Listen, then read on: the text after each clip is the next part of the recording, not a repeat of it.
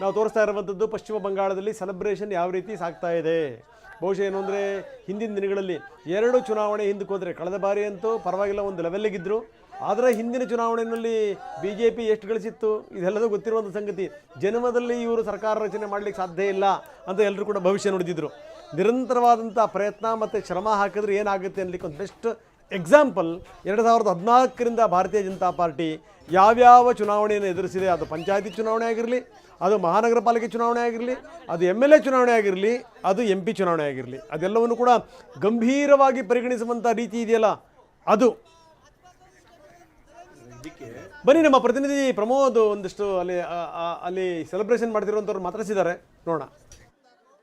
ಈಗ ಪಶ್ಚಿಮ ಬಂಗಾಳದ ಬಿಜೆಪಿ ಕಚೇರಿಯಲ್ಲಿ ಸಹಜವಾಗಿ ಇಲ್ಲಿ ಹಬ್ಬದ ವಾತಾವರಣ ಕಂಡುಬರ್ತಾ ಇದೆ. ಕಾರ್ಯಕರ್ತರು ನೋಡ್ತಾ ಇದ್ದಾರೆ, ಕೆಲವರು ಈಗಾಗಲೇ ಕಮಲವನ್ನು ಆಡ್ಕೊಂಡು ಬಂದಿದ್ದಾರೆ, ಮತ್ತೆ ಕೆಲವರು ಸ್ವೀಟನ್ನು ಕೂಡ ತಂದಿದ್ದಾರೆ. ಅಫ್ಕೋರ್ಸ್ ಪಶ್ಚಿಮ ಬಂಗಾಳದಲ್ಲಿ ಬಿಜೆಪಿಗೆ ಒಂದು ಐತಿಹಾಸಿಕವಾದಂಥ ದಿನ, ಯಾಕೆಂದರೆ ಎಲ್ಲ ಕಾರ್ಯಕರ್ತರಿಗೆ ಸಾಕಷ್ಟು ವರ್ಷಗಳಿಂದ, ಕಳೆದ 15 ವರ್ಷಗಳಿಂದ ಹೋರಾಟವನ್ನು ಮಾಡ್ತಾನೆ ಬರ್ತಾ ಇದ್ದಾರೆ. ಹೀಗಾಗಿ ಅವರು ಕೂಡ ಒಂದು ವಿಶೇಷವಾದಂಥ ಸಂದರ್ಭ. ಮಾತಾಡೋಣ ಕಾರ್ಯಕರ್ತರು ಏನು ಹೇಳ್ತಾರೆ ಅಂತ. दादा, ये बहुत बड़ा जीत है आपके, अगर पूरा जीत हो गया तो ऐसा जीत को कैसा मानते हैं, मतलब कैसा विश्लेषण करते हैं इस बार का जीत? मुखर्जी का जीत होगा, बंगाल में जो जीत होगा first time BJP Shyama Prasad Mukherjee का जय होगा।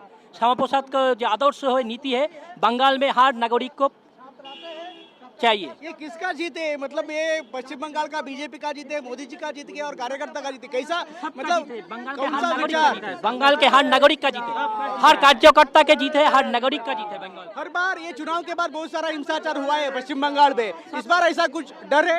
शांत रहना चाहिए, शांत रहना चाहिए, बीजेपी का जीत है, शांत रहना चाहिए। अगला मुख्यमंत्री कौन होगा पश्चिम बंगाल का, ये अभी नया सवाल है। अगला मुख्यमंत्री कौन होगा आपका पार्टी तरफ से? मुख्यमंत्री हाई लेवल है, ट्राई करेगा। बेलूर मठ से कोई हो सकता है मुख्यमंत्री, मेरा हाई लेवल ट्राई करेगा। भवानीपुर भी है, नंदीग्राम भी है, वो उसको मतलब कुछ मतलब है सुवेंदु दागा भर के बहुत सारे बातें कर रहे हैं इधर।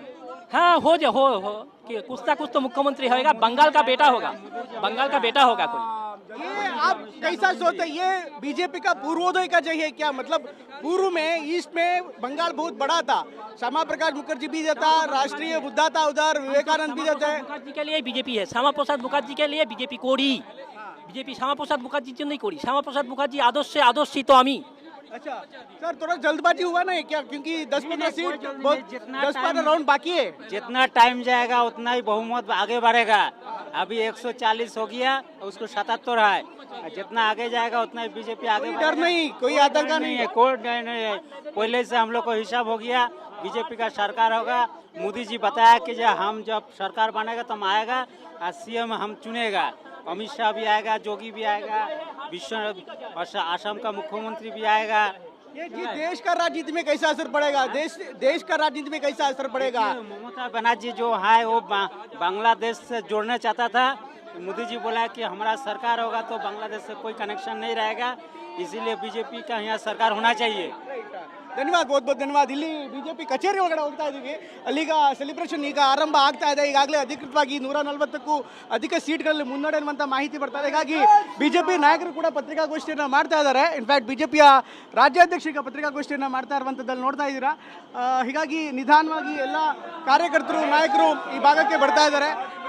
ಎಲ್ಲ ನಾಯಕರು ಈಗ ಬಿಜೆಪಿ ಕಚೇರಿಗೆ ಆಗಮಿಸಿ ನಿಧಾನವಾಗಿ ಈ ಸಂಭ್ರಮಾಚರಣೆಯಲ್ಲಿ ಪಾಲ್ಗೊಳ್ಳೋದಕ್ಕೆ ಮುಂದಾಗ್ತಾರೆ. ಜೈ ಶ್ರೀರಾಮ್ ಅನ್ನುವಂಥದ್ದು ಈ ಬಾರಿ ಪಶ್ಚಿಮ ಬಂಗಾಳ ಚುನಾವಣೆಯಲ್ಲಿ ಬಿಜೆಪಿ ವ್ಯಾಪಕವಾಗಿ ಹೇಳಿದಂಥ ಘೋಷಣೆ. ಹೀಗಾಗಿ ಮತ್ತೆ ನಮಗೆ ಇದೇ ಕಚೇರಿಯಲ್ಲಿ, ಬಿಜೆಪಿ ಕಚೇರಿಯಲ್ಲಿ ಜೈ ಶ್ರೀರಾಮ್ ಘೋಷಣೆ ತುಂಬ ದೊಡ್ಡದಾಗಿ ಜೋರಾಗಿ ಕೇಳಿಬರ್ತಾ ಇದೆ. ಕ್ಯಾಮ್ರಾಮನ್ ಮಂಜುನಾಥ್ ಜೊತೆ ಪ್ರಮೋದ್, TV9 ಕಲ್ಕತ್ತಾ. ಸೊ ಇದು ಪಶ್ಚಿಮ ಬಂಗಾಳದ ಸದ್ಯದ ಸನ್ನಿವೇಶ ಹೇಗಿದೆ, ಬಿಜೆಪಿ ಹೇಗೆ ಈ ಗೆಲುವನ್ನ ಸಂಭ್ರಮಿಸ್ತಾ ಇದೆ, ಪ್ರಮೋದಲ್ಲೆಲ್ಲ ವಿವರಿಸ್ತಾ ಇದ್ರು.